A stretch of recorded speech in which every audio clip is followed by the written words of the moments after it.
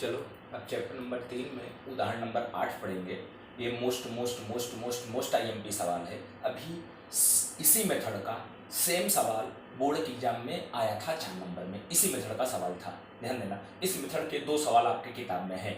एक ये उदाहरण का 8वां सवाल है, एक स्वाध्याय में आपका है 7वां या 8वें नंबर का सवाल है। और ये दोनों बड़े महत्वपूर्ण सवाल है और दोनों में से एक अक्सर बोर्ड के एग्जाम में पूछा ही जाता है। तो उदाहरण नंबर 8वां है, कह रहे हैं कि आकृति में जो बीच में गैल्वेनोमीटर है, इसमें प्रवाहित विद्युत धारा IG का मान हमको ज्ञात करना है।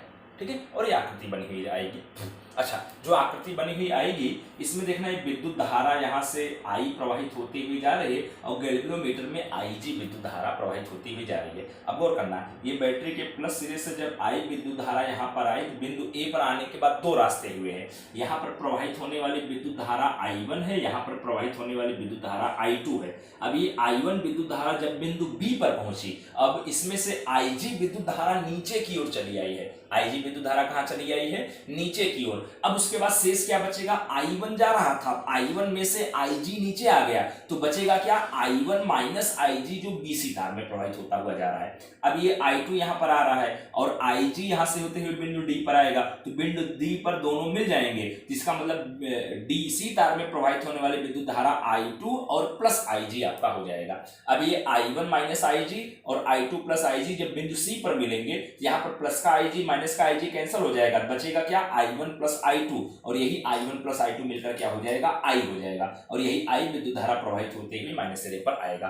तो जब एग्जाम में सवाल आएगा तो चित्र में आपका IG विद्युत धारा यहाँ लिखा रहेगा और यहाँ एरो के निशान रहेंगे। I1 I2 ये सब लिखे हुए नहीं रहेंगे, तो ये नाम आपको अपने मन से लिखने रहेंगे। ठीक है, और यहाँ पर ये बैटरी का वोल्टेज 10 वोल्ट है। ठीक है, अब यहाँ पर गौर करना ध्यान से, हमको अलग अलग बंद परिपथ में किरचॉफ का नियम अप्लाई करके हमको मेन IG का मान निकालना है। तो सबसे पहला ये त्रिभुज जो है ABDA, वही बंद परिपथ ABDA में किरचॉफ का दूसरा नियम लगाने पर तो हम पहले A से B की ओर जाएंगे, धारा की दिशा में जा रहे हैं, प्रतिरोध 100 है तो माइनस का 100 I1। अब उसके बाद B से D की ओर आ रहे हैं, फिर धारा की दिशा में आ रहे हैं। अब यहाँ गैल्वेनोमीटर का प्रतिरोध 15 ओमेगा दिया है तो वही माइनस का 15 IG, धारा IG है। फिर उसके बाद D से C की ओर आएंगे, अब धारा की विपरीत दिशा में आएंगे, प्रतिरोध 60 ओमेगा है, धारा I2 है, प्लस का 60 I2 बराबर, अब इस बंद परिपथ में कोई बैटरी नहीं है तो बराबर आपका 0 हो गया। अब यहां से देखना, ये माइनस का 15 IG उधर जाएगा, प्लस का 15 IG हो जाएगा, ये प्लस का 60 I2 माइनस का 100 I1। अब यहां पर ये समीकरण 5 से कटेगा तो 5 से काट दो तो 3 IG बराबर यहाँ पर 12 I2 और माइनस 5 से काटेंगे तो 20 I1, समीकरण नंबर 1 इसको मिले लिया। अब देखना दूसरा बंद परिपथ ये वाला त्रिभुज लेंगे BCDB, वही बंद परिपथ BCDB में किरचॉफ का दूसरा नियम अप्लाई करने पर अब देखना B से C की ओर जा रहे हैं तो धारा की दिशा में जा रहे हैं, प्रतिरोध है 10 ओमेगा, धारा है I1 माइनस IG, वही माइनस का 10 इंटू I1 माइनस IG।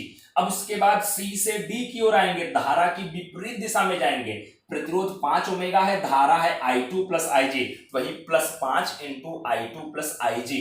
अब उसके बाद D से B की ओर जाएंगे तो फिर धारा की दिशा में, धारा की विपरीत दिशा में जाएंगे, प्रतिरोध 15 ओमेगा है तो वही प्लस का 15 IG बराबर, इस बंद परिपथ में भी कोई वोल्ट बैटरी नहीं है इसलिए बराबर आपका 0 लिखा गया।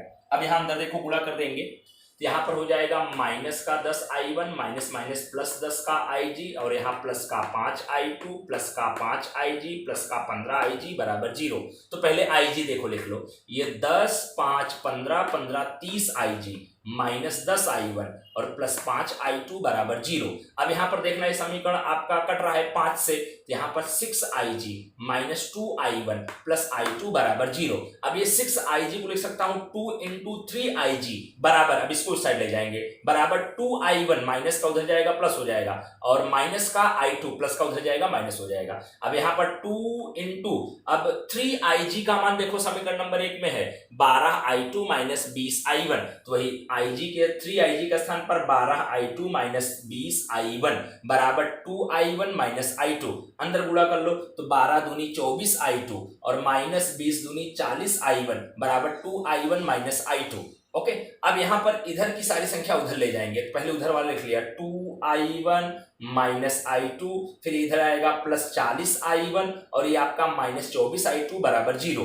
अब यहाँ पर 2i1 और 40i1 42i1 हो जाएगा और माइनस i2 और माइनस 24i2 माइनस 25i2 हो जाएगा बराबर 0। समीकरण नंबर 2 हो गया। ठीक है, अब उसके बाद एक बंद परिपथ ऐसा लेंगे जिसमें आपकी ये बैटरी आए, तो इस बंद परिपथ में आप a b c x y Z W A भी ले सकते हैं या A D C X Y Z W A भी ले सकते हैं, चाहे जो ले दोनों में से दोनों आपका सही होगा। तो मैं ऊपर वाला लिया हूं A B C X Y Z W A में, तो ऐसे देखो लिखा हूं बंद परिपथ A B C X Y Z W A में किरचॉफ का दूसरा नियम अप्लाई करने पर, तो ए से बी की ओर जाएंगे तो धारा की दिशा में जाएंगे तो माइनस का 100i1। अब उसके बाद बी से सी की ओर जाएंगे, फिर धारा की दिशा में जाएंगे तो माइनस का 10 इंटू i1 माइनस IG। अब उसके बाद यहां पर कहीं प्रतिरोध नहीं है, सिर्फ यही दो प्रतिरोध है। अब इसी क्रम में जब अपने आगे बढ़ते जाएंगे तो यहाँ बैटरी का माइनस सिरा सामने आएगा बराबर माइनस का 10। ठीक है, अब यहाँ पर देखना पूरे समीकरण में यहाँ भी माइनस है, यहाँ भी माइनस है, यहाँ भी माइनस है, माइनस कॉमन होकर कट जाएगा। 100i1 plus 10 into i1 minus IG बराबर आपका 10 हो जाएगा। अंदर गुणा कर लो तो 100i1 10i1 माइनस 10IG बराबर आपका 10 आ जाएगा। यहाँ 110i1 देख रहे हैं और 110i1 माइन देखना 100i1 और 10i1 110i1 माइनस 10। अब IG, तो IG का मान देखो समीकरण नंबर 1 से क्या आएगा 12i2 माइनस 20i1 बटे 3, तो वही 12i2 माइनस 20i1 बटे 3 देख रहे बराबर 10। अब यहाँ 3 का गुणा इसके साथ होगा, इसके साथ हो गया तो आपका देखना ध्यान से, इसका गुणा इसके साथ करेंगे 330i1 10 का अंदर गुणा होगा minus 120i2 minus minus plus 200i1 बराबर 10, तो यहाँ 30 हो जाएगा। अब यहाँ पर देखना 330i1 और ये 200i1 तो 530i1 माइनस 120i2 बराबर आपका 30 हो जाएगा। पूरा समीकरण 10 से कटेगा, यहाँ 53i1 माइनस 12i2 बराबर आपका क्या आ जाएगा 3 आ जाएगा। ये समीकरण नंबर आपका क्या हो गया 3 हो गया।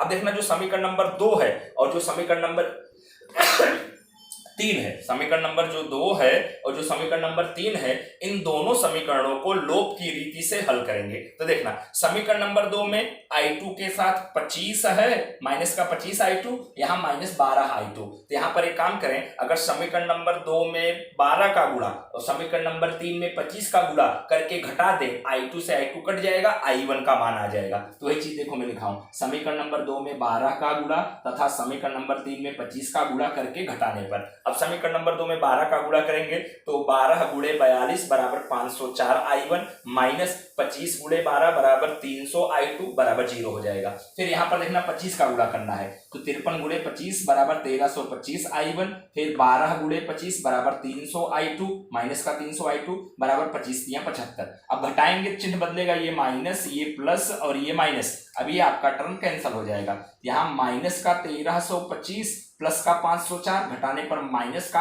821i1 बराबर माइनस का 75, दोनों पक्षों में माइनस से माइनस कैंसिल हो जाएगा तो i1 बराबर 75 बटे 821। अब यहाँ कैलसी से भाग देंगे तो 0.0913 एम्पियर आया, i1 का मान आ गया। अब i2 का मान निकालना है तो समीकरण नंबर 2 पर से, अब अगर समीकरण नंबर 2 पर से हम i2 का मान निकाले तो माइनस का 25i2 उधर जाएगा प्लस का हो जाएगा, जिसका मतलब i2 बराबर हो जाएगा 42i1 बटे 25, तो वही i2 बराबर 42i1 बटे 25, तो i2 बराबर 42 गुणे i1 का मान 0.0913 बटे में 25। अब इसको कैलसी से हल करेंगे 0.1534 एम्पियर हो जाएगा। ठीक है, i1 i2 का मान निकल गया, हमको ig का मान निकालना है तो समीकरण नंबर 1 पर से 3ig बराबर 12 इंटू i2, तो i2 का मान 0.1534 तो 0.1534 माइनस 20i1 तो माइनस 20 इंटू i1 का मान 0.0913। अब यहाँ पर देखो कैलसी से गुणा करेंगे 3ig बराबर, यहाँ गुणा करेंगे 1.8408